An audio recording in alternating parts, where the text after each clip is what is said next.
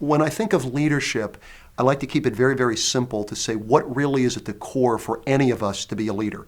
Whether you're just starting out, whether you've been around for a while, what really matters in terms of what I call 4 principles of leadership.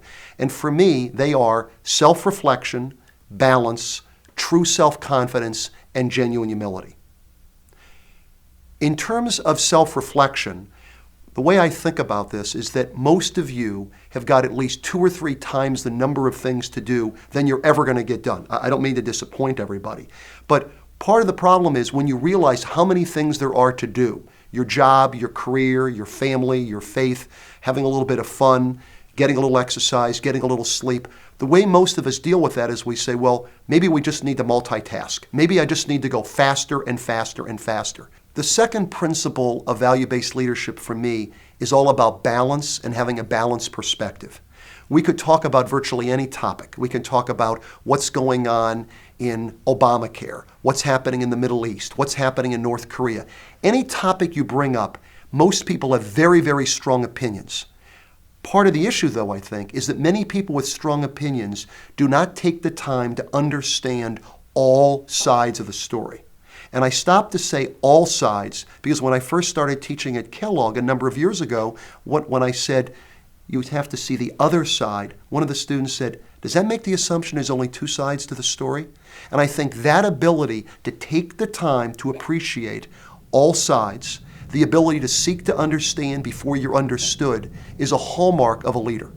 You really want to make sure that you've got the perspective that when you're talking with anybody, you minimize the number of times you say, Joe, I don't understand what you're talking about, because I think that's fairly ignorant. If I take the time, I can understand. I may agree or disagree, but I definitely will take the time to understand, which will once again give me a much more holistic view of being a leader. The third principle of being a value-based leader, my opinion, is to have true self-confidence. And when I say true self-confidence, some folks will say, well, what's the true thing? I mean, you're either self-confident or you're not.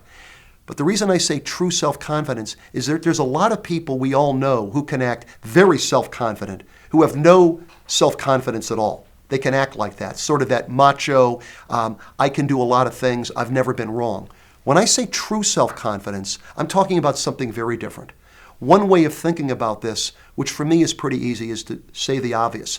I'm well aware of the fact that there will always be people brighter than I am, more athletic than I am. However, I'm okay. I know what I know what I don't know. I'm on a journey. This isn't a destination, and I can get better every day I'm given. And that really requires one to admit what they know and what they don't know, right? And surround yourself with people who know a lot more than you do. You don't have to know everything, but you better know who knows what you don't know. The fourth principle, I believe, of being a value-based leader is what I call genuine humility. Because when you actually think about it, if I ask people, well, how did you get to where you are so far? You know, you may have just started off, you graduated from college, you're just starting out, but how did you get to where you are so far? When I ask people that, whether they're starting off or whether they're senior executives, often people will say, how did I get to where I am? Well, 2 things, Harry, really impacted me. I worked very hard, and I've got certain skill sets. And if you think about it very quickly, you can say, well, geez, if I work hard and I got certain skill sets, that's kind of how I got to where I am. I actually think it's a little bit more complicated than that. I actually step back and say, well, wait a minute. In my case, yes, you work hard and you got skill sets, but let's not forget about luck. Let's not forget about timing. Let's not forget about the team that helped you get there. And maybe for some of us, there's a spiritual element of this as well. And by putting that all together, you start to realize every person matters. I'm not going to forget where I came from. I'm going to keep things in perspective. I'm going to make sure I don't read my own press clippings, or if I do, I'm not going to believe them. And I'll surround myself with people who knew me when, who won't let me get caught up in it. To be able to remember every single person matters.